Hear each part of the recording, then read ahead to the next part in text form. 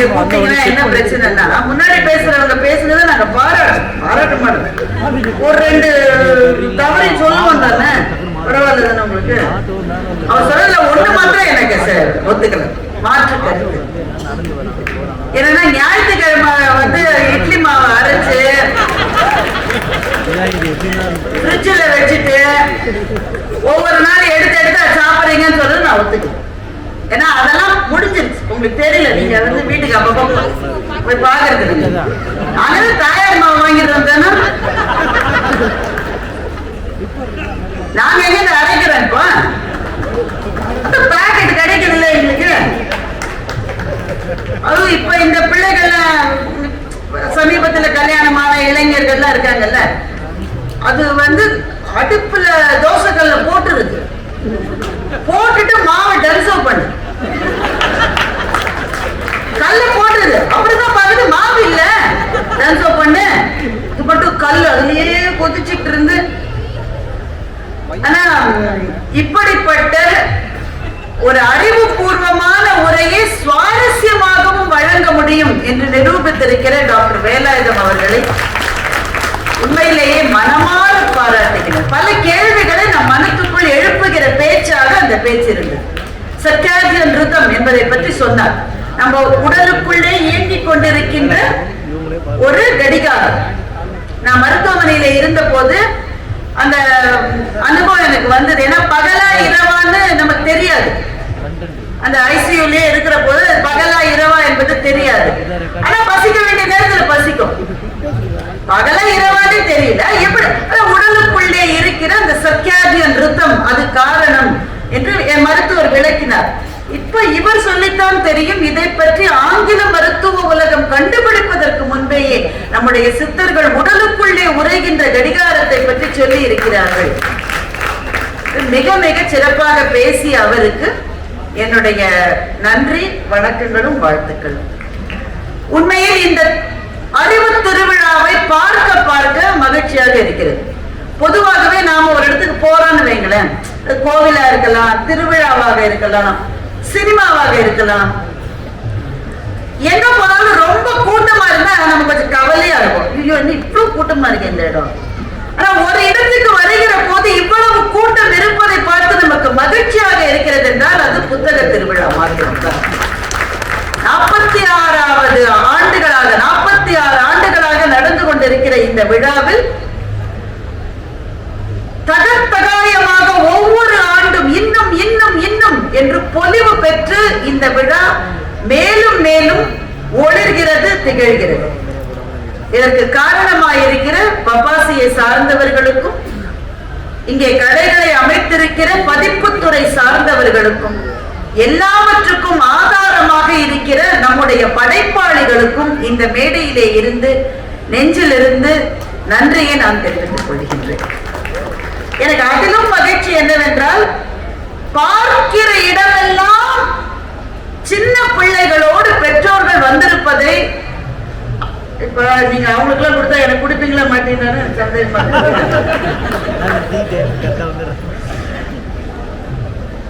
அதுதான் ரொம்ப மகிழ்ச்சி. ஏனென்றால் நம்ம சும்மா அலங்காரமாலாம் பேசுறதுக்கு நான் இங்க வரல, யதார்த்தத்தை தானே பேசணும். நம்ம பிள்ளைகள் எங்க கூப்பிட்டாலும் வரமாட்டேன்றாங்க, எங்க நீங்க கூப்பிட்டாலும் வரமாட்டேன்றாங்க. எங்க கல்யாணம்டா நீ போயிட்டு வா, ஏ உங்க அப்பாவுடைய சித்தப்பா பேரனுக்கு கல்யாணம்டா பண்ணிக்க சொல்லு.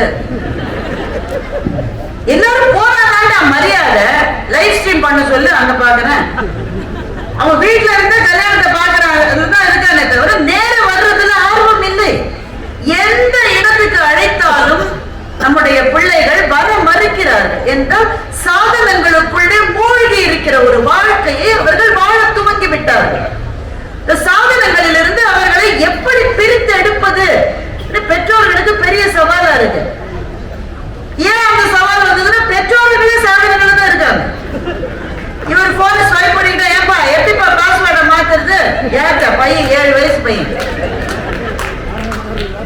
அம்மா சொல்றேன், எங்க சுரேஷ் இருக்கானே ரொம்ப ரொம்ப புத்திசாலி. இப்ப புதுசா வந்த வலிமையில வாரிசுல இருந்தும் சரி துணிவுல இருந்தும் சரி எல்லா பாட்டையும் டவுன்லோட் பண்ணிட்டான்.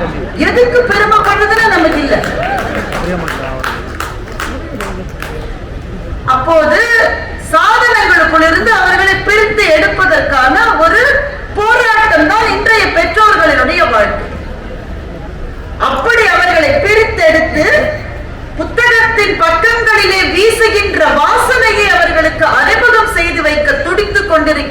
இங்கே வந்திருக்கிற அத்தனை பெற்றோர்களின் பாதங்களுக்கும் என்னுடைய வணக்கங்கள். அது ஈஸி இல்லைன்னு எனக்கு தெரியும், ரொம்ப கஷ்டம். அது முதல்ல வீட்டம்மாவே வந்து எதுக்கு போறீங்க எதுக்கு போறீங்க, புக் ஃபேர்மா போன வருஷம் வாங்கின புத்தகத்துல படிச்சுட்டீங்களா, எந்த கேள்வி எந்த நேரத்துல கேட்க கூடாதோ அந்த கேள்வி அந்த நேரத்துல கேட்பாங்க. இங்கே நிறைய நான் பார்த்தது, ஒருவேளை அந்த கணவரால வர முடியாத கூட பெண்கள் தங்கள் பிள்ளைகளோடு வந்து அவர்களை கடை கடையாக அழைத்து கொண்டு போய் பார்ப்பதற்கு அவ்வளவு மகிழ்ச்சியாக இருக்குது. ஒரு ஐயாவுக்கு தெரியாதது இல்லை, ஒரு 10 வருஷம் முன்னாடி எப்பவுமே பொன்னியின் செல்வன் தான் மிக அதிகமாக விற்கும், அதுல ஒண்ணும் மாற்றம் இல்லை. அதை தாண்டி என்ன புத்தகம் மிக அதிகமாக விற்கும் என்றால் சமையல் புத்தகம், கோல புத்தகம், ஜோதிட புத்தகம், இவைதான் மிக அதிகமாக விற்கும். இவையெல்லாம் கலைகள், அதை நான் மறுக்கவில்லை. ஆனால் இப்போது இது மாத்திரம் அல்ல, அறிவுலகத்தினுடைய பல்வேறு நுணுக்கங்களை அலசி ஆராய்கிற எல்லா புத்தகங்களையும் வாங்குவதற்கு தமிழ் சமூகம் தயாராகி வந்திருக்கிறது என்றால் இதுதான் நாம் அடைந்திருக்கிற மாபெரும் வளர்ச்சி.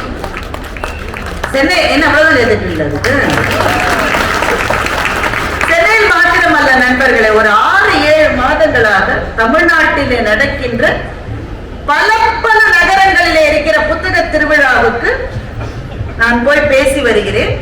எல்லா இடங்களிலும் 2 செய்திகள் எனக்கு மகிழ்ச்சியாக இருக்கிறது. ஒன்று, நிறைய குழந்தைகள், இளைஞர்கள் வருகிறார்கள். 2வது, வந்தோம் நாங்க அதை பார்த்தோம், ஞானம்பிகா கேண்டீன்ல சாப்பிட்டோம், வீட்டுக்கு போனோம் இல்லாம புத்தகங்களினுடைய விற்பனையும் ஆண்டுதோறும் அதிகரித்து வருகிற வெற்றியை நாம் சாதித்திருக்கிறோம் என்றால் உண்மையிலேயே மகிழ வேண்டிய தருணம் இது. இதுல எனக்கு வெற்றி உங்களிடமே என்ற தலைப்பு கொடுக்கப்பட்டிருக்கிறது.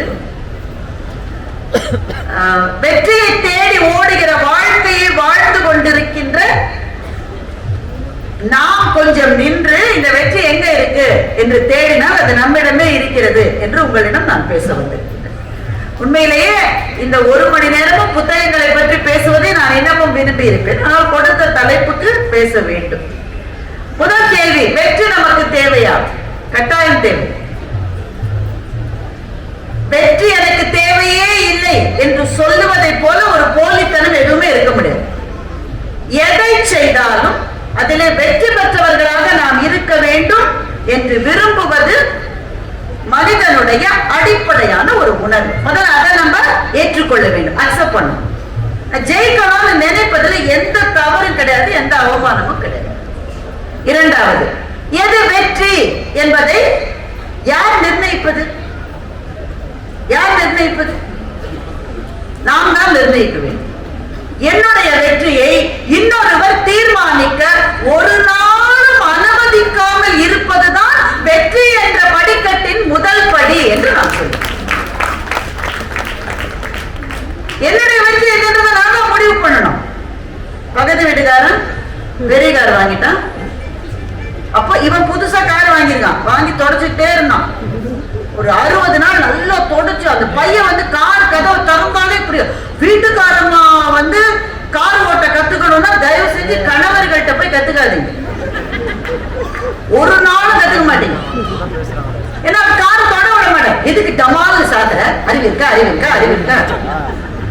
அப்ப அப்படி பார்த்துட்டு இருந்தார். ஒரு 60 நாள் கழிச்சு காரை கண்டுக்கவே மாட்டேங்கிறார். எப்ப அப்படி பார்த்துட்டு காரு பணப்பெட்டியை பாதுகாப்பது போல காரை பாதுகாத்தாயே, இப்ப 60 நாள் கண்டுக்கிறதே இல்லை. என்னாச்சு?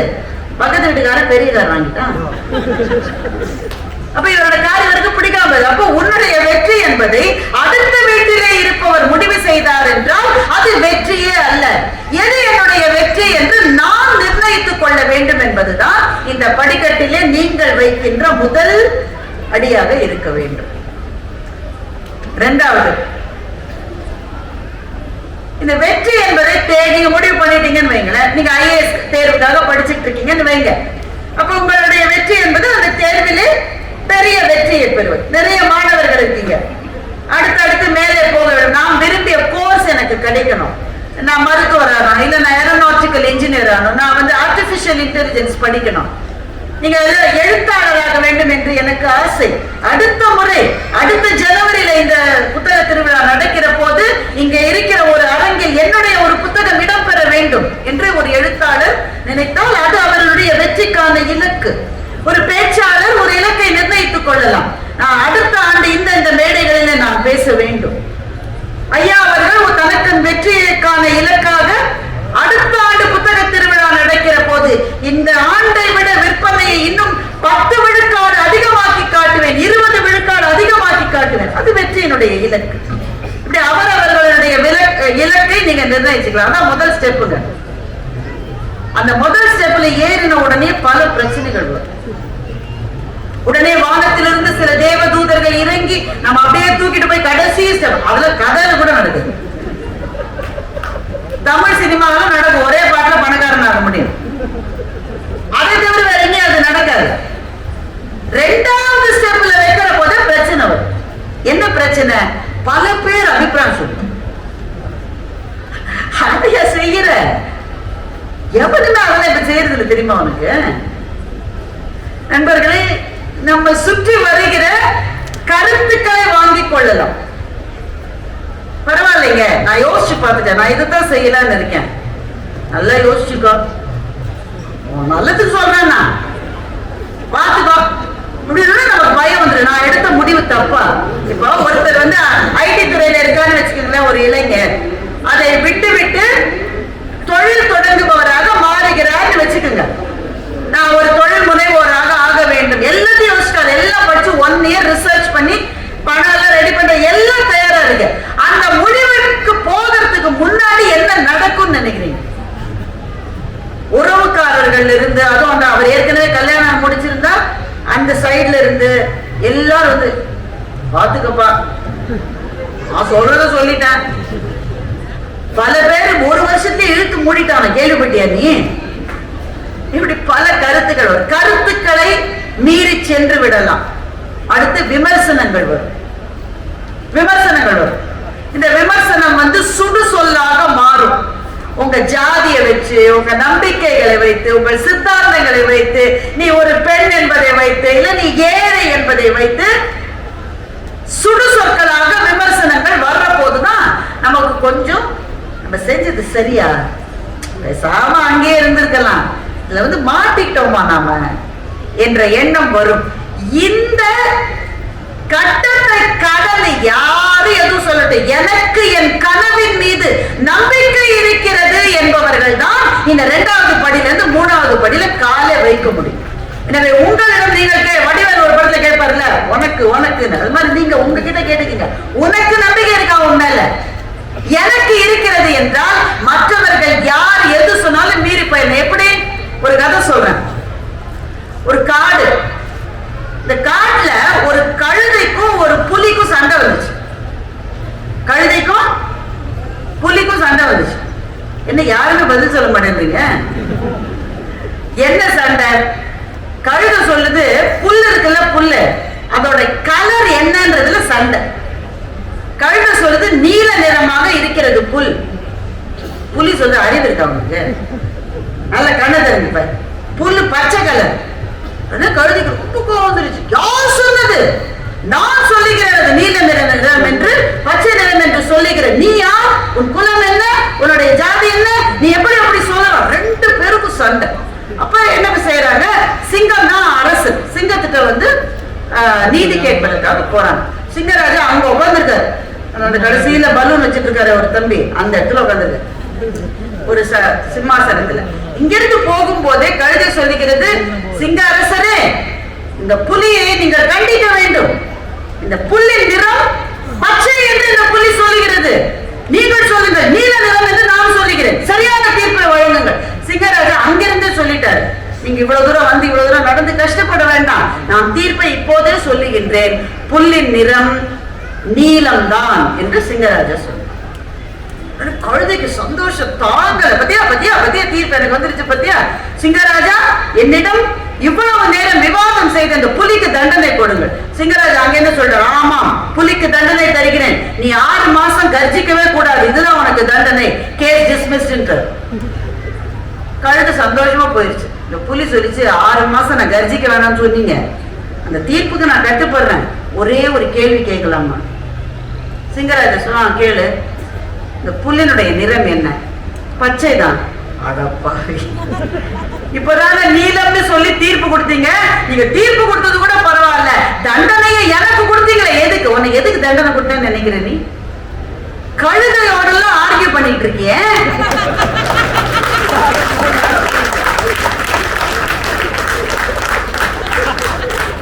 ஆர்கியூ பண்ணதோட இல்லாம அந்த கேஸ கோர்ட்டு கொண்டு வந்து என்னுடைய நேரத்தை வேற வேஸ்ட் பண்ணிய. தண்டனை அதுக்கு தான். கழுதை ஒரு சாதாரண உயிரினம், புலி பெரிய, அப்படி அதை பார்க்க கூடாது. குறியீடுகள் தேவையில்லாமல் யாராவது நம்மிடம் வந்து அவர்களுடைய கருத்துக்களை திணிக்கிற போது அவங்க கிட்ட, இப்போ நம்முடைய சோசியல் மீடியால அதுதான் நடந்துட்டு இருக்கு. கடுமையான போர்கள் கடைசியில் எதற்கு என்று பார்த்தால் நம்முடைய நேரத்தை தின்கிற விவாதங்களாக அந்த விவாதங்கள் மாறிக்கொண்டே இருக்கின்றன. இப்ப இதிலிருந்து மீண்டு எது என்னுடைய பாதையோ அந்த பாதையில நான் கால் வைப்பேன் என்று யார் அந்த 3வது படிக்கு போகிறார்களோ அவர்கள் தேவையில்லாமல் விமர்சனம் சொல்லுகிறவர்கள் 2வது படியிலே விட்டு விட்டு 3வது படியிலே ஏறுகிறார்கள் என்பதனால் அவர்கள் வெற்றி என்ற இலக்கை நோக்கி சென்று கொண்டிருக்கிறார்கள். 4வது விஷயம், நேற்றைக்கு மாற்றம் அறக்கட்டளை என்று ஒரு அறக்கட்டளை இருக்கிறது. தமிழகம் முழுவதும் கல்லூரி படிப்பை படிக்க விரும்பி +2ல கொஞ்சம் நல்ல மதிப்பெண்கள் வாங்கி ஆனால் அந்த தொகையை செலுத்த முடியாத ஏழை குழந்தைகளை தேர்ந்தெடுத்து அவங்க அந்த 4 வருஷமோ 3 வருஷமோ கிராஜுவேஷன் முடிக்கிற மட்டும் அவங்களுக்கு சப்போர்ட் பண்ற அறக்கட்டளைகள் தமிழகத்தில் நிறைய இருக்கு. அதிலே மாற்றம் அறக்கட்டளை என்பது ஒரு அறக்கட்டளை. அவர்கள் நடத்திய ஒரு நிகழ்வுக்கு என்னை பேச கூப்பிட்டிருந்தார். அந்த அறக்கட்டளையிடம் பண உதவி வாங்கி கொண்டு படிக்கிற மாணவர்கள், ஏற்கனவே படித்து முடித்து இப்ப வேலைக்கு போய்விட்ட இளைஞர்கள் எல்லாரும் இருந்தாங்க. இப்ப நான் பேச போறேன், நான் காத்துட்டு இருக்கேன். எனக்கு முன்னாடி ஒரு 5 நிமிஷம் இந்த அறக்கட்டளை மூலம் படித்து இப்போது ஒரு ஐடி கம்பெனில நல்ல வேலையில இருக்கிற ஒரு பெண்ணு பேசுவாங்க. பேச சொல்லுங்க. ஒரு பெண் வந்தது, நான் பேர் சொல்ல விரும்பல, ஆனா அந்த அந்த ஸ்டோரி ரொம்ப ரொம்ப முக்கியமான ஸ்டோரி. அந்த பெண்ணு சொன்னாங்க, ஒரு ஸ்கூல், அந்த ஸ்கூலுக்கு ஒரு சின்ன பாப்பா போகுது, ஒரு 4 வயசு பாப்பா ஸ்கூலுக்கு போகுது. எப்படி போகும்? யூனிஃபார்ம் போட்டு, ரெட்டை ஜடை போட்டு, அந்த ரெட்டை ஜடையை மடிச்சு கட்டி, பேகை தூக்கிக்கிட்டு, டிஃபன் பாக்ஸ், வாட்டர் பாட்டில் இதோடலாம் அந்த பாப்பா ஸ்கூலுக்கு போகும். அந்த பாப்பாவோட கையை ஒரு அம்மா பிடிச்சிட்டு இருக்காங்க. அது எல்லா இடத்துலயும் நடக்கிறதானே, இது என்ன பெரிய அதிசயமா? ஒரே ஒரு அதிசயம் என்னன்னா அந்த அம்மாவும் யூனிஃபார்ம் போட்டிருக்காங்க. அந்த ஸ்கூல் யூனிஃபார்ம் அந்த அம்மாவும் போட்டிருக்காங்க. அந்த ஸ்கூலுடைய ரூல் என்னன்னா ரெட்டை ஜடை தான் போடணும். அதனால அந்த அம்மாவும் ரெட்டை ஜடை போட்டு, ரெட்டை ஜடை போட்ட அம்மா, ரெட்டை ஜடை போட்ட பாப்பா, யூனிஃபார்ம் போட்ட அம்மா, யூனிஃபார்ம் போட்ட பாப்பா, பேக சுமந்து இருக்கிற பாப்பா, பேக சுமந்து இருக்கிற அம்மா, இவங்க 2 பேரும் ஸ்கூலுக்கு போறாங்க. அந்த பாப்பா நினைக்குது, எனக்கு மட்டும் ஏன் இப்படிலாம் நடக்குது? எல்லாரோட அம்மாவும் அவங்கவுங்க பாப்பாவை ஸ்கூல்ல விட்டு வீட்டுக்கு போயிடுறாங்க, எங்க அம்மா மட்டும் என்ன கிளாஸ்ல விட்டுட்டு அவங்களும் போய் இன்னொரு கிளாஸ்ல உட்கார்ந்துக்கிறாங்களே, எனக்கு மட்டும் இப்படி எல்லாம் ஏன் நடக்குதுன்னு அந்த பாப்பா நினைக்குது. அப்படின்னு சொல்லிட்டு அந்த பொண்ணு சொன்னா, இந்த கதையிலே வருகிற பாப்பா நான் அல்ல, ஆனால் இந்த கதையிலே வருகிற அம்மா நான் தான் என்று. இப்ப நான் கொஞ்சம் நிமிர்ந்து உட்கார்ந்தேன். இது கொஞ்சம் வித்தியாசமானதா இருக்கு. ஏன்னா அந்த பெண்ணை பார்த்தாலே சின்ன பொண்ணு மாதிரி தான் இருக்கு. இப்பதான் ஐடி துறையில வேலையில சேர்ந்திருக்கா. போன வருஷம் தான் படிப்பை முடிச்சிருக்காங்க. 4 வயசு பாப்பா 5 வயசு பாப்பா இடிக்குது இல்ல நமக்கு. இது எப்படி இவ அம்மாவை ஆக முடியும்? அந்த பெண் தன்னுடைய கதையை சொன்னார். 10ஆம் வகுப்பு படிச்சுட்டு இருக்கா அந்த பொண்ணு, 15 வயசு. அவங்க வீடு முழுக்க லைட் போட்டு அலங்காரம் செய்திருக்கிறார்கள். வாசல்ல வாழை மரம் கட்டியிருக்காங்க. உறவுக்காரங்க அத்தனை பேரும் வந்திருக்காங்க. வீடு முழுக்க மகிழ்ச்சி ததுப்பி கொண்டிருக்கிறது. தனக்கு புது ட்ரெஸ் எல்லாம் வாங்கி கொடுத்ததுனால இந்த பொண்ணு, இந்த 15 வயசு பொண்ணு சந்தோஷத்துல குதிச்சுட்டு இருக்கா. திடீர்னு அந்த பொண்ணு அவங்க தாத்தா கூப்பிட்டு விடுறாங்க, தாத்தா பாட்டி கூப்பிட்டு விடுறாங்க. இவங்க எதுவும் கூப்பிடுறாரு, இவ போறா. திடீர்னு தாத்தா அந்த பொண்ணோட காலில் விழுற, அந்த பொண்ணோட காலில் விழுறாரு தாத்தா. தாத்தா தாத்தா எனக்கு என் காலில் நீங்க விழுறீங்க, என்ன தாத்தா செய்யறீங்க? என் மானமே உன் கையில தாம்மா இருக்கு. என்ன ஆச்சு? நாளைக்கு உங்க அக்காவுக்கு கல்யாணம், சொந்த மாமனுக்கு அவளை கட்டி கொடுக்கறதா நாங்க திட்டம் போட்டு எல்லாத்தையும் கூப்பிட்டாச்சு, பத்திரிக்கை அடிச்சாச்சு, எல்லாமே செஞ்சாச்சு. இன்னைக்கு உங்க அக்கா ஓடி போயிட்டம்மா. யாருடைய அக்கா ஓடி போயிட்டல, அதெல்லாம் ஒண்ணு இருக்காது. கல்யாணத்துக்கு யாரையும் இன்வைட் பண்ண போயிருப்பா, வந்துருவா. பியூட்டி பார்லருக்கு போயிருக்கா, வந்துருவா. இல்ல ஓடி போயிட்டா, லெட்டர் எழுதி வச்சுட்டு ஓடி போயிட்டா. அப்ப நான் என்ன தாத்தா செய்யறேன்? என் மானத்தை காப்பாத்தணுமா, நீ உங்க மாமனை கட்டிக்கணும்னு அந்த பொண்ணுட்டு சொல்லிட்டாங்க. 15 வயசு. இது சட்டத்துக்கு புறம்பானது, போலீஸ்க்கு போயிருக்க எல்லாம் ஒரு பக்கம் இருக்கட்டும். அந்த பொண்ணுக்கு என்ன செய்யணும்னு தெரியல. போலீஸ்க்கு போகலாம், சமூக சேவகர்கள் கேள்விப்பட்டால் வந்து கல்யாணத்தை நிறுத்திருப்பாங்க. ஆனா எதற்குமே டைம் கொடுக்கல அந்த பொண்ணுக்கு. எங்க மானத்தை காப்பாத்துன்னு அப்பா அம்மா தாத்தா பாட்டி ஒரு 15 வயசு பொண்ணோட காலில் விழுந்தா அந்த பொண்ணு என்ன செய்யணும் சார் நினைக்கிறீங்க? பதில் சொல்லவே முடியல. அவன் முழிச்சு பார்க்கறதுக்குள்ள கல்யாணம் முடிஞ்சிருச்சு. 15 வயசு. அந்த மாமா என்பவர் அம்மாவினுடைய தம்பி அல்ல, அம்மாவினுடைய அண்ணா. அவ என்ன ஏஜ் டிஃபரன்ஸ் யோசிச்சு பாருங்க. இந்த பொண்ணு ஒன்னே ஒண்ணுதான் கேட்டா, ஸ்கூலுக்கு போகணும். கல்யாணம் ஆன பிறகு சொல்ற, நாளைக்கு ஸ்கூல் இருக்கு. அம்மா சொல்றாங்க, இப்ப பாரு உனக்கு ஒரு பெரிய அட்வான்டேஜ் உனக்கு. ஏன்னா மாமியார் மாமனார் வந்து யாரு, பாட்டி தாத்தா தான் மாமியார் மாமனார். அதனால நீ நினைச்சதெல்லாம் செய்வாங்க அப்படின்னு சொல்லிட்டு அம்மா கிளம்பிட்டாங்க. பாட்டி தாத்தாவும் எங்க மானத்தை நீ காப்பாத்தினம்மா, நல்லா இருப்ப, உன் சொந்த மாமன் தானே, அவங்கள பாத்துக்கமா, அவங்களும் கிளம்பிட்டாங்க. இந்த பொண்ணுக்கு என்ன புரிஞ்சுதுன்னா, இனிமே ஸ்கூலுக்கு போக முடியாதுன்னு புரிஞ்சுது. அவளை அனுமதிக்கல. 4 வருஷம் ஓடி போச்சு. பாப்பா பிறந்துருச்சு. பாப்பாக்கு 4 வயசு ஆன பிறகு இந்த பெண்ணு ஒரு முடிவை எடுக்கிறா. இதே மாதிரி இருந்துட்டு வாழ்க்கை முடிஞ்சிடும், நான் அழுதுட்டே இருக்கலாம். என்ன எப்படி சிக்க வச்சுட்டாங்களே, எங்க அக்கா பாவி எங்க போனாலும் இந்த நிலைமை எனக்கு கொடுத்துட்டு போயிட்டாரு, நான் படிக்கலையே, நான் அது செய்யலையே, புலம்பிட்டே இருந்திருக்கலாம். நண்பர்களே, இந்த இடத்துல கொஞ்சம் நான் நிறுத்துறேன். சில சமயம் வாழ்க்கை நம்ம இப்படித்தான் கீழே தள்ளுகிறது. அந்த பொண்ணுக்கு நடந்ததுக்கு அந்த பொண்ணு எந்த விதத்திலே பொறுப்பா? எந்த விதத்திலே அவ பொறுப்பா? அவளுக்கு என்ன நடந்தது தெரிவதற்குள்ள வாழ்க்கை அவளை வேறு தடத்துக்கு அழைத்து சென்று விட்டது. இப்ப அவன் என்ன செஞ்சிருக்கான்? அவள் முன்னால் 2 பாதைகள். ஒரு பாதை, என் தலையில இப்படி எழுதிட்டானே, எனக்கு எல்லாம் போச்சு என்று புலம்பிக் கொண்டே அவ ஒரு 70 வயசு 80 வயசு மட்டும் வாழ்ந்துட்டு போயிருக்கலாம். இது ஒரு பாதை. அவள் முன்ன இன்னொரு பாதை இருந்தது. நடந்துருச்சு, இது நிகழ்ந்து விட்டது, இப்படியே விழுந்தே இருக்க மாட்டேன், நான் இதை மாற்றுவதற்கு என்ன செய்ய வேண்டும்? அந்த பொண்ணு யோசிச்சு என்ன செய்தார்? அந்த பொண்ணை சொல்றா, அவ படிச்ச ஸ்கூல்லயே போய் கேட்டா, நான் திரும்ப +1ல சேர்றேன், அவங்க ரொம்ப கேப் இருக்கேன், 4 வருஷம் கேப் ஆயிருச்சேன், எப்படி சேர்த்துக்கிறது? அந்த ஸ்கூல்ல யோசிச்சாங்க. திரும்ப திரும்ப திரும்ப திரும்ப திரும்ப போய் கேட்டு, சரி சேர்ந்துக்க.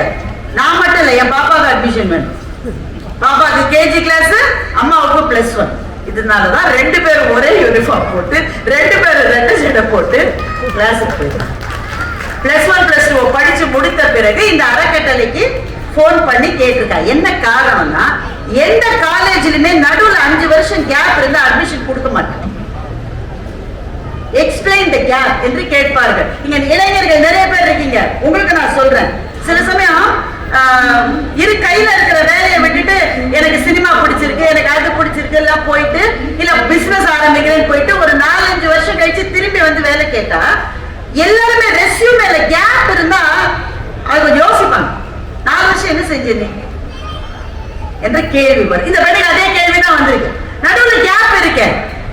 இந்த மாற்றம் அறக்கட்டளை போய் இந்த பெண்ணுக்காக பேசி அவளுக்கு அட்மிஷனை வாங்கி கொடுத்திருக்காங்க. காலேஜுக்கு போயிருக்கா. காலேஜுக்கு போய் 4 வருடம் படித்திருக்கிறார். என்ன அந்த வாழ்க்கையை கொஞ்சம் யோசிச்சு பாருங்க. நிறைய இளைஞர்கள் இருக்கீங்க. அந்த பொண்ணை எந்த யாரும் சேர்த்திருப்பாங்க அந்த கூட? ஏன்னா எல்லா கேர்ள்ஸும் ஜாலியா இருக்காங்க, விதவிதமா நல்ல ட்ரெஸ் போடுறாங்க. அந்த that guy sent me a message அப்படி தமிழ்ல சந்தோஷமா பேசிக்கிறாங்க. காதல்ல இருக்காங்க சில பேர், ரிலேஷன்ஷிப்ல இருக்காங்க சில பேர். இவளுக்கு எதுவும் கிடையாது. இவளுக்கு ஒண்ணே ஒண்ணுதான், படிக்கணும், படிக்கணும்னு செத்துருவேன், அவ்வளவுதான். 4 வருஷம் அப்படி நெருப்பிலே நிற்பது போல தவம் செய்ய இவது போல படிச்சிருக்கா, வேலை கிடைச்சிருக்கு. ஒரு வருஷம் அந்த வேலையில மிக திறமையாக பணியாற்றி விட்டு ப்ரமோஷனை வாங்கிட்டு நேற்றைக்கு வந்து பேசினார், இதுதான் என் வாழ்க்கை என்று பேசினார். உண்மையிலேயே அந்த பொண்ணு ரொம்ப சின்ன பொண்ணு தானே, அந்த பொண்ணை நிறுத்தி வச்சு அம்மா எனக்கு ஒரு ஆட்டோகிராஃப் கொடுமா என்று அவளிடம் கேட்க வேண்டும் என்று நான் ஆசைப்பட்டேன். இது முக்கியமான 4வது படி, வெற்றி என்ற மாடிப்படியிலே என்னவென்றால் எல்லாமே நமக்கு நல்லதா நடக்காது. யாராவது ஒரு தேவதை வந்து நம்முடைய கையை பிடித்து, மகளே நீ எழுத வேண்டும் என்று நினைக்கிறாயா, உடனே வைரவனையாவிடம் சொல்லி நாளைக்கே உன் புத்தகத்தை அதெல்லாம் நடக்காது. நடக்காது. ஃபேண்டசிஸ்ல தான் நடக்கும். ஹாரி பாட்டர் கதையில தான் ஒரு தொடக்கத்துல ஏறி பறக்க முடியும். வாழ்க்கையில தொடக்கத்தை வச்சு பெருக்கதான் வேணும். நம்ம ஃபேண்டசிஸ்ல தான் நடக்கும். அப்போ வாழ்க்கை சில சமயம் கீழே தள்ளி விடுகிறது. எழுந்து நிற்கின்ற போது நமக்கு முன்னே 2 பாதைகள் இருக்கிறது. ஒன்று, இதை வாங்கிக் கொண்டு இதுதான் தலைவிதி என்று சகித்துக் கொண்டு சபித்துக் கொண்டு புலம்பிக் கொண்டு அந்த பாதையிலேயே தொடர்ந்து இருப்பது. இல்லை என்றால் இது எனக்கு பிடிக்கல, நான் மாற்றுவேன் என்று இன்னொரு பாதையில் இருப்பது. நேற்றைக்கு பேசின அந்த பெண் அந்த 2வது சாய்ஸை எடுத்தார். வெற்றிதான் நமக்கு வேண்டும் என்றால் அது நமக்குள்ளே இருக்கிறது. நான் சொன்னேன்ல, ஏன் அது நமக்குள்ளே இருக்கிறது என்றால் நம்முடைய பாதையை நாம் நிர்ணயம் செய்ய வேண்டும். ரொம்ப முக்கியம். சில விஷயங்களை மாற்றவே முடியாத விஷயங்களை கூட மாற்றுகிற ஆற்றலை நமக்கு இந்த பிரபஞ்சம் கொடுக்கும். ஆனா முடிவெடுக்க வேண்டியது நீங்கள் தான். நீங்கள் முடிவை எடுத்தால் பிரபஞ்சம் அந்த ஆற்றலை கொடுக்கும். 5வது விஷயம், இந்த உலகத்தில் எவ்வளவு வெற்றியாளர்கள் இருக்காங்கல்ல, நிறைய பேர். உங்க ஒவ்வொருவருக்கும் யாரோ ஒரு வெற்றியாளரை தெரியும். நீங்க ஒரு நிமிஷம் கண்ண மூடி எனக்கு தெரிந்த வெற்றியாளர் இவர், ஒண்ணுமே இல்லாம இருந்தாப்பா, நீங்க பாரு அப்படி கோடி கட்டி பறக்கிறான். சுந்தர் பிச்சை அவர்கள் கூகுள் நிறுவனத்தினுடைய செயல் தலைவரான போது அவர் அப்பதான் விஷயம் தெரிஞ்சது. அவர் ஐஐடி கரக்பூர்ல படிச்சாரு சொல்லி, ஐஐடி கரக்பூர்ல இருந்த ப்ரொஃபசர்ஸுக்கு இந்த ஸ்டூடெண்ட் யாருன்னு உடனே தெரியல. என்னப்பா நம்மள்ட்ட படிச்ச ஸ்டூடெண்ட் வந்து கூகுள்ல செயல் தலைவர் ஆயிருக்காங்க, அந்த வருஷம் ரெக்கார்டை எடு இந்த பையனை. அப்போ கூட இருந்தவர்களாலேயே நம்ப முடியாத ஒரு வெற்றியை ஒருவரால் எய்த முடியும் என்று சொன்னால் அதற்கு பின்னே இருப்பது என்ன? நீங்க யார வேணா எடுத்துக்கங்க, எந்த வெற்றியாளரையும் எடுத்துக்கங்க, அவங்ககிட்ட ஏதாவது காமனா இருக்கா? பொதுவாக என்ன இருக்கிறது? எதுவுமே கிடையாது. ஒருத்தர் அமெரிக்கரா இருப்பாரு, ஒருத்தர் இந்தியரா இருப்பாரு, ஒருத்தர் ஹிந்தி பேசுவாரு, ஒருத்தர் தெலுங்கு பேசுவாரு, ஒருத்தர் தமிழ் பேசுவாரு. மதம், ஜாதி, நாடு, இனம், குடும்ப சூழல். சில பேர் பணக்கார வீட்டுல பிறந்திருப்பாங்க, சில பேர் ரொம்ப வறிய குடும்பத்துல பிறந்திருப்பாங்க. எதுவுமே அவர்களுக்கு காமனா இருக்காது. ஆனா ஒன்றே ஒன்று காமனா இருக்கும், என்னவென்றால் டிசிப்ளின், ஒரு கட்டுப்பாடு, வாழ்க்கையை பற்றி ஒரு கட்டுப்பாடு. இப்ப அவர் சொன்னாரு 5 நிமிஷம் பிராணாயாமம் பண்றதுல உங்களுக்கு என்ன கஷ்டம் வந்துடும், அந்த கஷ்டம் எங்களுக்கு தான் இருக்கு. 5 நிமிஷம் தான் சொல்றாரு. 5 நிமிஷம் பண்ணுங்க, தனுராசனம் பண்ணுங்க, 2த்துக்கும் சேர்த்து 10 நிமிஷம் தான். இப்ப உடனே நாம எல்லாம் நினைப்போம், இப்போ இந்த மருத்துவர் சொல்லிவிட்டார், நாளைக்கு காலையில ஒரு 10 நிமிஷம் நான் இதை செய்யலைன்னா என் பேரையே நான் மாத்தி காட்டுறேன். இந்த உறுதி எல்லாரும் எடுத்துப்போம்ல. இப்பதான் புத்தாண்டு வந்துட்டு அவங்க டைரியில எழுதி வச்சிருக்காங்க, நாளை everyday I will walk for 40 minutes. ஆனா ஒண்ணு மட்டும் என்ன வச்சுக்கோங்க, எழுதுறவன் நடக்க மாட்டான், நடக்கிறவன் எழுத மாட்டான். உடனே நியூ இயர் ரெசல்யூஷன் சில பேர் நீளமா 10 எழுதி வாட்ஸ்அப்ல வேற போடணும். நான் கேட்ட போன வருஷம் ரெசல்யூஷன் எங்கன்னு கேட்டேன், அதே 10 தான், ஆனா செய்யல. அதனால இந்த வருஷம் ரெசல்யூஷன் எடுத்துக்கலாம். அப்போ இவன் சொல்லிட்டாரு, நம்ம எல்லாம் இன்னைக்கு போயிட்டு தூங்கிட்டு காலையில 10 நிமிஷம் இல்ல 10 நிமிஷம் தானே, எவ்வளவு கம்மி. 24 மணி நேரத்துல என்னென்ன செய்யறோம் நம்ம வாட்ஸ்அப் பக்கம் போற நிறுத்தினாலே நமக்கு ஒரு நாளைக்கு 3 மணி நேரம் கிடைக்கும்ல. என்னென்ன அக்கப்போடு எல்லா எல்லாருடைய போன்லயும் வாட்ஸ்அப் இருக்குங்க. வாட்ஸ்அப்ல ஃபேமிலி குரூப்ல ஒண்ணு இருக்கும், கொஞ்சம் கூட விளங்காத குரூப் எதுனா அதுதான்.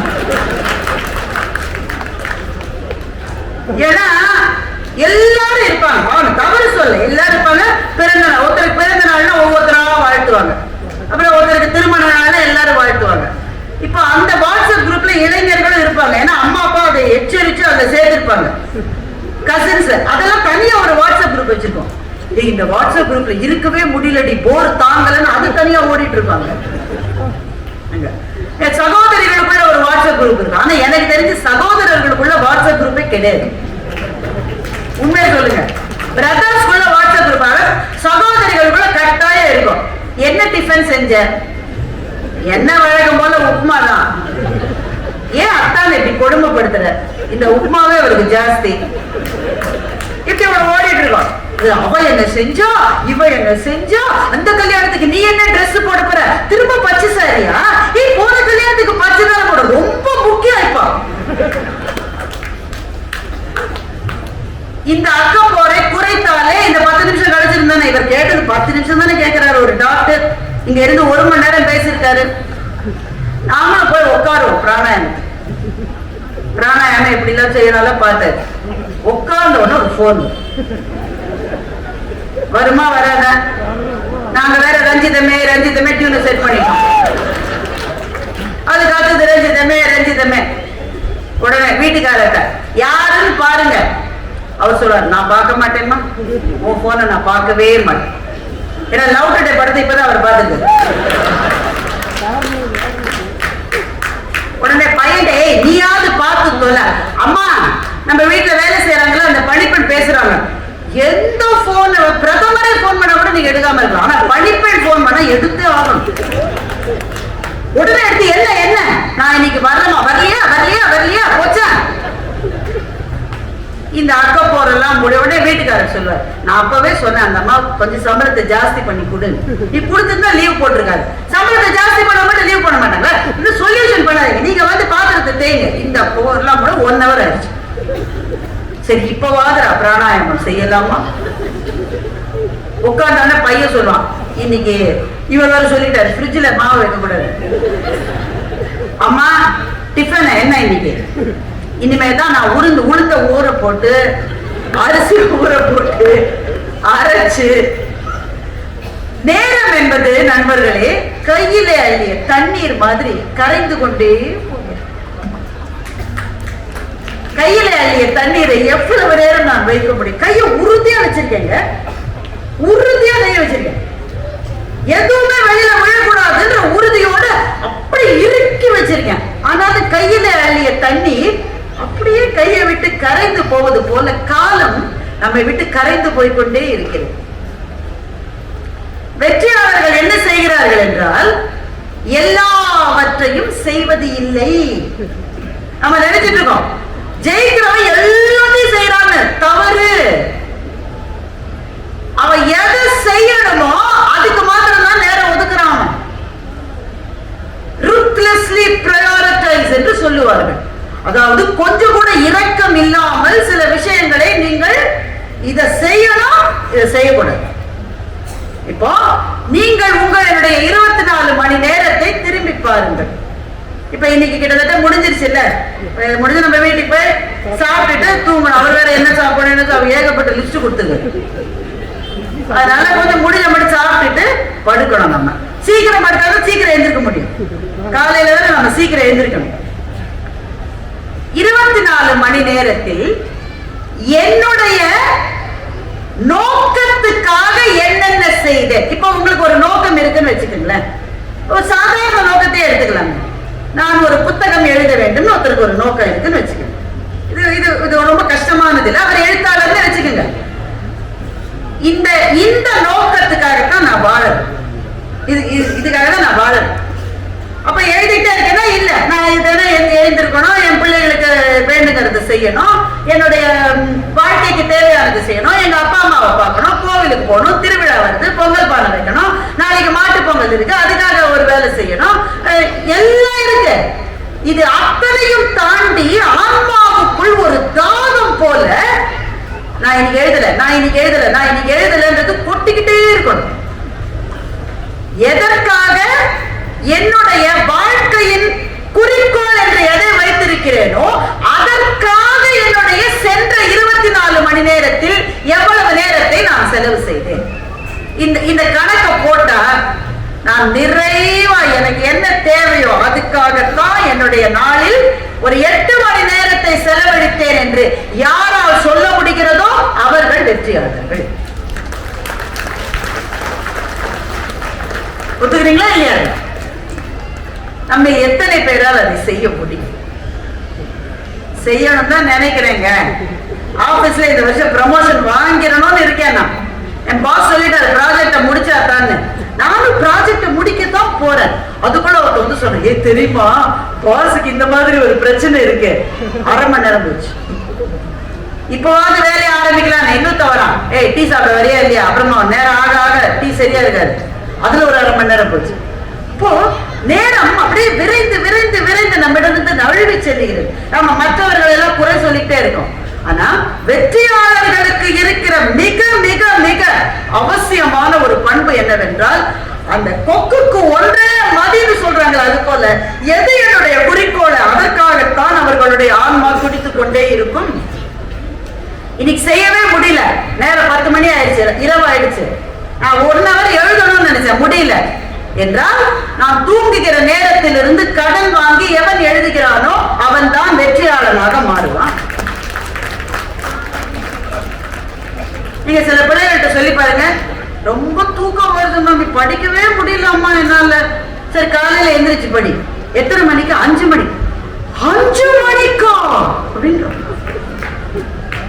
5 மணிக்கு. அது காரணம் என்னன்னா அம்மாவே 6:30 மணிக்கு தான் எழுந்திருக்குது. நீ அலாரம் வச்சிருமா, நீ அலாரம் வச்சிரு, கரெக்டா நான் எந்திரிப்பேன் அப்படின்பா. இந்த அலாரம் வச்சு அதுல ஸ்னூஸ் வேற உன்னை கண்டுபிடிச்சிருக்கான், அதையும் வச்சிருக்கான் அந்த அம்மா. அவன் 5 மணிக்கு எப்ப சொன்னாலும் இது 4:30 எந்திரிச்சு பால் எல்லாம் காய்ச்சி எந்திரிடா எந்திரிடா படிக்கிறேன்னுடா போமா அப்படின்னு இந்த பக்கம் உதைக்கிறான். ஏன்னா அப்பா அந்த பக்கம் தான் படுத்திருக்காரு. அப்போ நான் அதை செய்யறேன், இந்த நேரத்துல செய்யறேன், இவ்வளவு நேரத்துக்கு செய்யறேன் என்று நாம் பெருமை பாராட்டுகிறோமே தவிர மனம் அதிலே இல்லை. மனம் அதிலே இல்லை. I will work out. நான் வாக்கிங் போறேன்னா போவேங்க, ரன்னிங் போறேன்னா போவேன் என்கிறவன் வீட்டுல எந்த பிரச்சனை இருந்தாலும் போவோம்.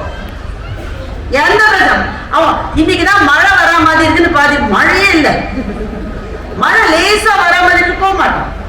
அந்த உறுதி என்பது இருக்கிறது அல்லவா, நம்முடைய நேரத்தின் மீது நமக்கு இருக்கிற கட்டுப்பாடு இருக்கிறது, அதுதான் வெற்றியாளர்களை ஒருங்கிணைக்கிறது என்று நாம் சொல்லுவோம். 6வது படி டைம் மேனேஜ்மெண்ட். எப்படி வரும்? டைம் மேனேஜ்மெண்ட் என்ன செய்யணும்? எல்லாருக்கும் அதே 24 மணி நேரம் தானே இருக்கு. அமெரிக்க பிரசிடென்ட்டுக்கும் அதே 24 மணி நேரம் தான் இருக்கு. கொரோனாவுக்கான வேக்சினேஷனை கண்டுபிடிச்ச அந்த சயின்டிஸ்டுக்கும் அதே 24 மணி நேரம் தான் இருந்தது. உலகத்தின் மகத்தான சிந்தனையாளர்களுக்கு அதே 24 மணி நேரம் தான் இருந்தது. அத்தனை பேருக்கும் அதுதான் இருக்கிறது. அந்த நேரத்துக்குள் என்னுடைய நேரத்தை மிகச்சரியாக செலவழிப்பது எப்படி என்றால் ஒரு சின்ன டிப் சொல்லித்தரேன். Time management is always related to space management. உங்களுடைய இடத்தை எப்படி வைத்திருக்கிறீர்களோ உங்களுடைய நேரம் அதனால் நிர்ணயிக்கப்படும். பெண்களுக்கு குறிப்பா அலமாரியை திறந்த உடனே ஷெல்ஃப் மேல இருந்து 7 புடவை உங்க மேல விழுந்ததுன்னு வைங்க, நீங்க வாழ்க்கையில பாதி நேரம் உங்க உடையை தேர்ந்தெடுப்பதிலே செலவழித்துக் கொண்டே இருக்கிறீர்கள். எவ்வளவு பேருக்கு நடக்குது? சல்வார் கிடைச்சா கமீஸ் கிடைக்காது, கமீஸ் கிடைச்சா சல்வார் கிடைக்காது, 2 கிடைச்சா துப்பட்டா கிடைக்காது. அந்த பையனுக்கு போன் வருது, போன் எடுக்கிறான், மச்சான் என்னடா ஆச்சு? ஏய் துணிவு படத்துக்கு டிக்கெட் இருக்குடா, வந்துடுறேன், எப்போ வரணும்? 10 நிமிஷத்துக்குள்ள வந்து அவனுக்கு டிக்கெட், ஓடுறான் கீழே. அந்நேரம் பார்த்து அவனோட வண்டி அவன் தம்பி எடுத்துட்டு போயிட்டான். அப்போ உங்களுடைய நேரம் எப்படி எல்லாம் சிதறுகிறது என்பதற்கு உங்களுடைய இடத்தை நீங்கள் எப்படி வைத்துக் கொள்கிறீர்கள் என்பது ரொம்ப முக்கியமானது. பாண்டிச்சேரியில இருக்கிற அரவிந்த அன்னையினுடைய ஆசிரமத்துக்கு உங்களில் சில பேர் போயிருக்க கூடும். அரவிந்த அன்னை இதை திரும்ப திரும்ப சொல்லிட்டே இருப்பாங்க. ஒரு வீட்டுக்கு அவங்க போறாங்க, இவங்க வராங்கன்றதுனால அந்த வீட்டை சுத்தமாக வைத்திருக்காங்க. நம்ம எல்லாரும் செய்யறதானே, யாராவது வராங்கன்னா கொஞ்சம் அப்படி மேலோட இருக்கிறதெல்லாம் சுத்தமா வச்சிருப்பான். ஏன்னா உள்ரூமுக்கு அவங்க வந்துட மாட்டாங்க, நமக்கு ஒரு துணிச்சல். நமக்கு சோஃபாலாம் தட்டி கொஞ்சம் அது பண்ணி அந்த அலமாரியில் எல்லாத்தையும் போட்டு மூடு. அரவிந்தானே அந்த வீட்டுக்குள்ள போகிறார்கள். போன உடனேயே அவங்களுக்கு ஒரு சமநிலையின்மை வருகிறது. ஒரு இம்பேலன்ஸ் சொல்ற ஒரு சமநிலையின்மை. இங்க ஏதோ சரியில்லை மதர், எல்லாம் சரியா தான் இருக்கு மதர், உட்காருங்க நீங்க, இங்க ஏதோ சரியில்லை, ஏதோ சரியில்லை. என்ன சரியில்லை? நேர போய் அந்த அலமாரியை திறந்தாங்க, அதுல அத்தனை திணிச்சு வச்சதெல்லாம் கீழே விழுந்து. அவங்க சொன்னாங்க, இது உயிர் இல்லாததுதான், ஆனால் அது என்னோடு ஒரு உரையாடலை நிகழ்த்தியது, என்னை போட்டு இப்படி அமுக்கி வச்சிருக்காங்க என்று அது என்னிடம் சொன்னது அப்படின்னு சொல்லிட்டு ஒன்று சொன்னாங்க. அதான் ரொம்ப முக்கியம். நீங்கள் பயன்படுத்துகிற மேஜையினுடைய இழுப்பறை இருக்கிறது அல்லவா, மேஜையினுடைய இழுப்பறை, அதை இழுத்து பாருங்கள். அது எப்படி இருக்கிறதோ உங்கள் மனதும் அப்படித்தான் இருக்கும் என்று சொல்ல.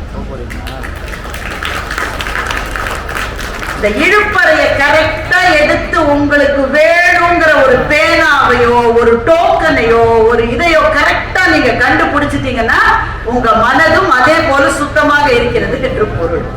எத்தனை நேரத்தை சார் தேடுறதுலயே நம்ம செலவழிக்கிறோம். பல ஆண்கள் மேல இருந்து கீழே மட்டும் வந்து எடுத்துட்டு போக வேண்டியது 4 பொருள் தான். Cellphone, office ID card, purse, scooter. Sir 4 கரெக்டா ஒரு ஆள் எடுத்துட்டு கீழே போயிட்டாருன்னா நோபல் பரிசு கொடுக்கணும். கீழே போய் போன் பண்ணுவாரு, பர்ஸ் அங்கதான் வச்சுட்டேன் பாரு, அந்த அம்மா மேலேந்து போடும், தலையில உழணுன்ற மாதிரி போடும். நாம தேடுகிறோம் ஒன்று என்கிற போது நம்முடைய நேரம் அங்கே கரைந்து ஓடுகிறது. ஜே சில குறிப்புகளில் சுந்தர ராமசாமி எழுதுகிறார், நவீன இலக்கியத்தை நோக்கி பயணம் செய்ய உங்களில் யார் யார் விரும்புகிறீர்களோ, பல பேர் என்ன கேட்பாங்க, நாங்க படிச்சுட்டு தான் இருக்கோம், ஆனா நவீன இலக்கியம் என்பதுல கால் வைக்கிறதுக்கு கொஞ்சம் எங்களுக்கு தடுமாற்றம் இருக்கிறது, எதை முதல்ல படிக்கலாம் என்பவர்களுக்கு நான் பரிந்துரை செய்கிற முதல் புத்தகம் அதுதான், ஜே சில குறிப்புகள், சுந்தர ராமசாமி எழுதினார். ஜே என்ற எழுத்தாளனை பற்றிய புத்தகம் அது. அதுல ஜே சொல்லுகிறான், எனக்கு முன்னே உட்கார்ந்து இருக்கிற ஒருவர் கை மறதியாக வைத்துவிட்ட ஒரு பொருளை தேட ஆரம்பிக்கிற போது அந்த இடத்திலிருந்து நான் நீங்கி சென்று விடுவேன் என்று ஜே சொல்லுகிறார். நீங்க போய் உங்களே நீங்கள் யோசித்து பாருங்கள், எவ்வளவு பொருட்களை ஒரு நாளைக்கு தேடுகிறீர்கள். கடுகு டப்பா இங்கதான் வச்சேன், சாக்ஸ்ல 2ல் 1 தான் இருக்கு, இன்னொன்னு காணும். எத்தனை பொருட்களை தேடுகிறோம். and how many things we miss. இந்த பேமெண்ட் அன்னைக்கு செஞ்சிருக்கணும், அதை மறந்துட்டேன், முன்னாடியே வண்டிக்கு பெட்ரோல் போட்டுக்கணும், அதை மறந்துட்டேன். இப்படி போகிற நேரம். ஆனா இந்த நேரத்தை நான் தான் செலவழித்தேன் வீணாக என்று ஒரு நாள் நாம் ஒத்துக்கொள்ள மாட்டோம். வெற்றியாளர்கள் என்ன செய்வார்கள் என்றால், இது என்னுடைய தவறு என்று ஒத்துக்கொள்வார். வெற்றியாளர்களுடைய அந்த 7வது படி என்னவென்றால், இது என்னுடைய தவறு என்று ஒத்துக்கொள்வார்கள். இதை சரியா செய்யல, நாம செய்ய சொல்லவே மாட்டோம். ஒரு நாள் எனக்குன்னு சில விஷயம் நடக்கும் சார், பல பேர் பேசவே ஆரம்பிக்கும். சார் எனக்குன்னு நடக்கும் சார், எனக்குன்னே நடக்கும் சார். பாருங்களேன், பைக் ஒர்க் பண்ணல, எவ்வளவு உதச்சு ஒர்க் பண்ணல. நான் ஒரு ஆட்டோவை பிடிச்சி பைக்கை ஆட்டோல போட்டு மெக்கானிக் கொண்டு போனேன். மெக்கானிக் கேட்டாரு, என்ன நிறைய வண்டி இருக்கு பார்க்க முடியாது, இதை சொல்லாத மெக்கானிக் இந்தியாவில இருக்க முடியாது. ஒரு வண்டி இருக்காது அவருக்கு, இருந்தா நிறைய இருக்கு. என்ன ஸ்டார்ட் ஆகலைங்க, இறங்க கீழே, என்ன இல்ல ஸ்டார்ட் ஆகல, உதச்ச உடனே ஸ்டார்ட் ஆகும். வீட்டுல 9000 தடவை உதச்சு ஸ்டார்ட் ஆயிருக்கு. அது ஒரு பொது ரூல். அது மிக்சி வேலை செய்யல, செல்போன் வேலை செய்யல, என்ன வேலை செய்யலனாலும் நாம செய்வது வேலையே செய்யாது. அதற்கான ஒரு எலக்ட்ரீஷியனையோ பிளம்பரையோ கூட்டா சரியா வேலை செய்யும். அவர் கிளம்பி போனோட திரும்ப வேலை செய்யும். So this is called Murphy's law. அப்படின்னு ஒரு திட்டமே இருக்கு. ஒரு பிரெட்ல நீங்க வெண்ணெயை தடவி விட்டு அதை கை நழுவ விட்டீங்கன்னா எப்போதுமே வெண்ணெய் இருக்கிற பக்கம் தரையில் தான் விழுவே தவிர இன்னொரு பக்கம் தரையில் விழவே விழாது என்று ஒரு விதியே இருக்கிறது. இது அறிவியல் பூர்வமான விதி அல்ல, இது ஒரு தமாஷான விதி. அப்போ நாம மற்றதை கூட சொல்றோம், எனக்கு இப்படி நடக்கும் சார், நான் போன பாருங்க எனக்கு முன்னாடியோடு கவுண்டர் க்ளோஸ் பண்ணிடுவோம் சார், என் மட்டும் வருங்க சார், எனக்கு முன்னாடி இருக்கிறோட க்ளோஸ் பண்ணிடுவோம்.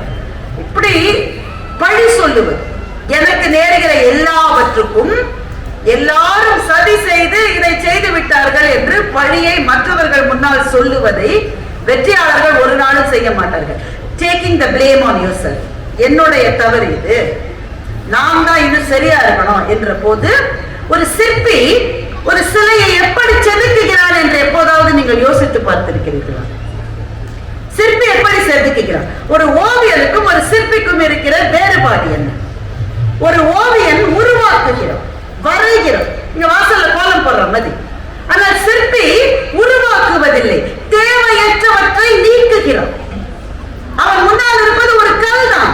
அந்த கல்லில் இருந்து அந்த சிற்பம் எப்படி வருகிறது என்றால் தேவையற்றவற்றை நீக்க நீக்க நீக்க அந்த சிற்பம் உயிர் பெற்று உங்கள் முன்னே நிற்கிறது.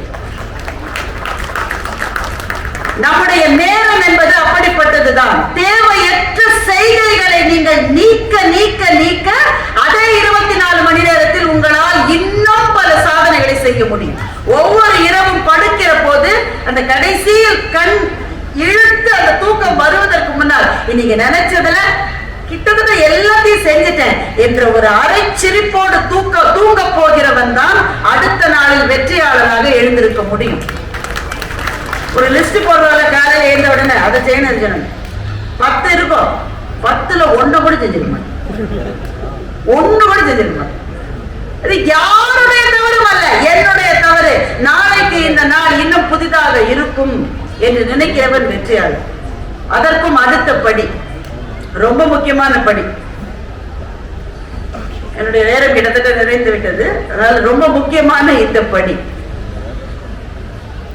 வெற்றியாளர்களினுடைய பாதையை நீங்கள் பார்க்க போனால் பல சமயங்களில் அவர்களிடமிருந்து நீங்கள் கற்றுக்கொள்ள வேண்டிய மாபெரும் பாடம், நாம் எல்லாரும் கற்றுக்கொள்ள வேண்டிய மிகப்பெரிய பாடம் என்னவென்றால், சில விஷயங்கள் அப்படிதான் அதை அப்படியே விட்டு தள்ளிட்டு அடுத்ததுக்கு போவோம். தோல்விகள், அவமானங்கள், நாம நினைச்சது கொஞ்சம் கூட நடக்காத மாபெரும் பள்ளத்துக்குள்ள விழுந்த மாதிரியான இழப்புகள், மரணங்கள், கொஞ்சம் கூட நினைத்து பார்க்க முடியாத சோதனைகள், இவை நடக்கிற போது இதிலிருந்து திரும்பவும் எழுந்து வருகின்ற அந்த உறுதி. ஒரு பீனிக்ஸ் பறவை, அது நிஜமாகவே பீனிக்ஸ் பறவை கிடையாது, அது ஒரு உருவகம். ஒரு பீனிக்ஸ் பறவைக்கு என்ன பெருமை, என்ன பெருமை? தன்னுடைய சாம்பலில் இருந்து அது திரும்பவும் தன்னை உருவாக்கி கொள்கிறது. ஆனால் தன்னை மீட்டுருவாக்கம் செய்ய வேண்டிய பீனிக்ஸ் பறவை முதலில் எரிந்து சாம்பலாக வேண்டும். அது எரிந்து சாம்பலான பிறகுதான் அந்த சாம்பலில் இருந்து மீட்டுருவாக்கம் செய்ய முடியும். என்னுடைய வெற்றி எனக்குள்ளே என்று நினைப்பவர்கள் முதலில் தெரிந்து கொள்ள வேண்டியது இழப்புகள், சோதனைகள், தோல்விகள்.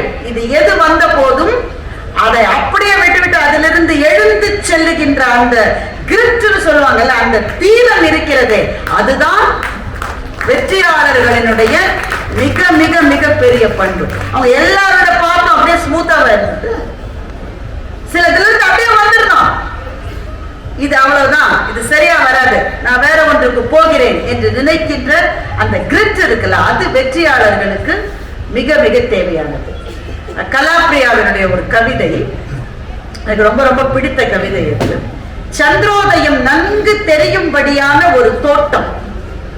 இந்த கவிதை கேட்டாலே உங்களுக்கு அந்த மாதிரி ஒரு இடத்துக்கு போய்விட்ட உணர்வு வரும்.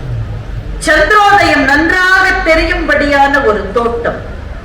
அந்த தோட்டத்து நெல்லி மரத்தில் ஒரு கயிற்று ஊஞ்சல். எவ்வளவு நல்லா இருக்குல்ல கேட்டாலே. தோட்டத்து நெல்லி மரத்தில் ஒரு கயிற்று ஊஞ்சல். கருக்கள் வந்த பிறகு சமஞ்ச பிள்ளைக்கு என்னடி வெளியில ஆட்டம் என்ற அம்மாவின் குரலை கேட்டு உள்ளே ஓடுகின்றாள். ஊஞ்சலின் கயிறுகள் ஆடிக்கொண்டே இருக்கின்றன. கருக்களில் அவள் கைரேகைகள் மங்குகின்றன. இவ்வளவுதான் கவிதை. இது தமிழ் இலக்கிய படைப்பாக்கத்தினுடைய மாபெரும் உன்னத படைப்பாளி ஒருவனுடைய மிகச்சிறந்த கவிதை என்று நான் சொல்லத்துள்ளேன். அந்த காட்சி அப்படியே கொஞ்சம் கண்ணு மூடி யோசிச்சு பாருங்க. சந்திரோதயம் நன்கு தெரியும்படியான ஒரு தோட்டம், நெல்லி மரத்தில் ஒரு கயிற்று ஊஞ்சல். அந்த பொண்ணு ஆடிட்டு இருக்கா. அந்த பொண்ணு ஆடிட்டு இருக்கான்றது இவர் நேரடியா சொல்லல. அந்த கயிற்று ஊஞ்சல் இருக்கிறது. கருக்கள் வந்த பிறகு சமஞ்ச பிள்ளைக்கு என்னடி உள்ள வேலை என்று அம்மாவினுடைய குரல் வந்த உடனே அவ ஓடிட்டான். அவன் ஓடிய பிறகும் அந்த ஊஞ்சல் ஆடிக்கொண்டேதான் இருக்கிறது. அவள் அந்த கயிற்று ஊஞ்சலில் தன்னுடைய கைகளை பிடித்திருக்கிறாள் அல்லவா, அந்த கையினுடைய கை ரேகைகள் அந்த கருக்களில் மங்க துவங்குகின்றன. இதுதான் கவிதை. உண்மையில இது கவிதை மாத்திரம் இல்லை, இதுதான் நம்ம வாழ்க்கை. நம்முடைய வாழ்க்கையில் நம்ம எல்லாருக்கும் ஒரு கம்ஃபர்ட் ஜோன் இருக்கு. ரொம்ப ரொம்ப மகிழ்ச்சியான ஒரு காலம் இருக்கிறது. அப்பா அம்மா மடியில படுத்துக்கிட்டு, இல்ல காதலனோட சேட் பண்ணிட்டு எவ்வளவு சந்தோஷமா இருக்குல்ல. அந்த காலங்கள்ல எவ்வளவு பேசின பிறகும் அந்த காதலிட்ட பேச ஏதோ பாக்கி இருக்கிற மாதிரி இருக்கு. எனக்கு ஒரு தடவை பொறுக்க முடியல. நான் வெக்கத்தை விட பக்கத்திலே போய் கேட்டேன், 45 நிமிஷமா இந்த பையன் பேசிட்டு இருக்காரு, என்ன பேசுவான்? நிறைய கவிதைகளை சொல்லுவானோ, நீள நீளமாக வாழ்க்கையை பற்றிய கனவுகளை எல்லாம் சொல்ல போறான். 45 நிமிஷம் ஒரே ஒரு வார்த்தை தான் சொன்னான். அப்புறம் நீ சொல்லுடா, நீ சொல்லுடா, யாராவது ஒருத்தர் சீக்கிரம் சொல்லி தொலைங்க பாரு. ஒன்றுமே ஸ்வீட் நத்திங்ஸ். 45 நிமிஷமா. ஆனா அந்த 45 நிமிஷம் சொல்லு சொல்லு சொல்லு வெக்கம் தெரிய முடியாம போன வச்ச பிறகும் சொல்லுவதற்கு மீதம் இருக்கிறது அல்லவா, அதுதான் காதல். இப்ப இப்படி ஒரு கட்டம் எல்லாருடைய வாழ்க்கையில இருந்திருக்கும் தானே. அம்மாவோட மடியில படுத்துக்கிட்டு, பொம்பளை பிள்ளைகளுக்கு ரொம்ப நல்லா தெரியும், அம்மா வந்து தலை வருவாங்க. தலை வர்றபோது ரொம்ப, இப்ப தலைவாடுறதும் முடிய பல பிள்ளைகளுக்கு இல்ல, இருந்தாலும் அம்மா தலைவாடுற போது அது என்ன சுகமா இருக்குல்ல. அது அம்மா மருதாடி வைக்கிற போது நல்லா இருக்கு. அப்பா சில சமயம் என்னடா கண்ணு ஸ்போர்ட்ஸுக்கு போயிட்டு வந்தேன் இன்னைக்கு, இந்த பையன் சொல்றான், அப்பா நான் இன்னைக்கு கிரிக்கெட் கிரவுண்ட்ல நின்னு காலே வலிக்குதுப்பா, நான் வேணா உன் காலை பிடிச்சு விட்டுட்டேன். அப்பா அந்த சின்ன குழந்தையினுடைய பிஞ்சு பாதங்களை பிடித்து விடுகிறேன். அம்மா அந்த சோத்தை குழைச்சு வாயில ஒரு வாய்க்கு என்ன. இந்த காலங்கள் ரொம்ப நல்லா இருக்கு தானே. அப்ப அந்த காலங்களே நாம ஏன் இல்லை, ஏன் அதை விட்டு வெளில வரும்? காதல் ரொம்ப நல்லா இருக்கு. ஆனா ஒரு பருவத்துல அடுத்தது பிள்ளைகளை மடியில் வைத்துக் கொள்வது சுகமாக இருக்கிறது. ஆனால் பிள்ளைகள் வளர்ந்த பிறகு மடியில் வைத்துக் கொண்டால் மடி வலிக்கிறது. இறங்குடா, வலிக்குதுடா, சொல்ல வேண்டி இருக்கிறது. எவ்வளவு நேரம் மேலே இறங்குடா, தடிமாடு இறங்கு. இந்த பிள்ளை தான் அவன் கொஞ்சம் நான் மடியிலே உட்காரடா, கண்ணா கீழே இறங்காத. அப்போ வாழ்க்கையை புரிந்து கொள்வது ஒன்று. மிக மிக மிக சுவையான காலகட்டங்கள் உண்டு. ஆனால் அந்த காலகட்டங்களில் இருந்து எழுந்து நடக்கிறவர்கள் தான் அடுத்த கட்டத்துக்கு போக முடியும். அப்போ சுகம் மாத்திரம் அல்ல, சுமையான காலகட்டங்கள் இருந்தாலும் இது போதும் என்ற அடுத்த கட்டத்துக்கு போகிறவன் தான் வெற்றியாளராக இருக்கின்றான். சுகமோ சுமையோ எதுவும் நிரந்தரமானது அல்ல. அந்த கயிற்றுக்கட்டில் அவள் இறங்கி போன பிறகு ஆடிக்கொண்டிருந்ததே எத்தனை நேரம் ஆடிக்கொண்டிருக்கும்? அந்த புவியீர்ப்பு விசையினுடைய அந்த விசை முடிந்த பிறகு அந்த கயிறு நின்றுவிடும் அல்லவா. உள்ளே போன பெண்ணுக்கு வேற வேலைகள் இருக்கும் அல்லவா. வாழ்க்கை எப்படிப்பட்டது நண்பர்களே? உங்களுக்கு என்று ஒரு இலக்கு இருக்கிற போது இது ரொம்ப நல்லா இருக்கு, பேசிக்கிட்டே ரொம்ப நல்லா இருக்கு, ஸ்வீட்டா இருக்கு. ஆனா பேசுறத கொஞ்ச நேரத்துக்கு நிறுத்திட்டு படிக்க போயிடும், பரீட்சை எழுத போயிடும். வெற்றியாளர்கள் அதை செய்கிறார்கள். எவ்வளவு இனிமையா இருந்தாலும் சரி, எவ்வளவு துயரமா இருந்தாலும் சரி, அதை விட்டு அடுத்த கட்டம் என்று போகிறவர்கள் தான் வெற்றியாளர்கள். நிறைவாக, உண்மையிலேயே நிறைவாக நிறைய இளைஞர்கள் இருப்பதனாலே இதை சொல்ல வேண்டிய ஒரு தார்மீக கடமை எனக்கு இருப்பதாக நினைத்து இதை நான் சொல்லுகிறேன். இந்த இளைஞர்கள் நிறைய பேர் என்னிடம் வந்து கேட்கிற ஒரே ஒரு விஷயம், அப்பா அம்மா கஷ்டப்பட்டு ரத்த கண்ணீர் சிந்தி படிக்க வைக்கிறாங்க, நான் படிக்கல, நீயாவது படிடா ராஜா என்று சொல்லி அனுப்புகிறார்கள். First year, second year, third year ஏதோ ஒரு உறவு வந்து விடுகிறது, ஒரு ரிலேஷன்ஷிப். இப்ப அதெல்லாம் செய்யக்கூடாது, இதெல்லாம் தவறு. இந்த நீதி போதனையை செய்வதற்கு நான் ஆள் இல்லை. அந்த முடிவை உங்க பெற்றோர்களும் நீங்களே எடுக்கணும், இல்ல நீங்களே தனியா எடுக்கணும். நான் நீதி போதனை செய்ய வரவே இல்லை. என்ன பிரச்சனை என்றால், ஒரு ரிலேஷன்ஷிப்ல இருக்கிற போது அது எப்படி இருக்கணும் அது மாத்திரம் தான் நான் சொல்ல வரேன். அது காதலன் காதலியா இருக்கலாம், கணவன் மனைவியா இருக்கலாம், எந்த உறவா இருந்தாலும் ஒரு தட்டுல அவங்க அம்மா சோத்த வைக்கிறாங்கன்னு வைங்களேன், என்னமா இருக்கு சாப்பிட? இன்னைக்கு தயிர் சோறு தாண்டா, எதையாவது வெய், பசி உயிர் போகுது. அந்த அம்மா என்ன செய்யுது, தட்டுல 3/4 தட்டு ஊறுகாய் வைக்கும், 1/4 தட்டு சோத்தை வச்சு மேல மோரை வைக்குது. அவர் தயிர் சாப்பிடக்கூடாது, மோரை வச்சு.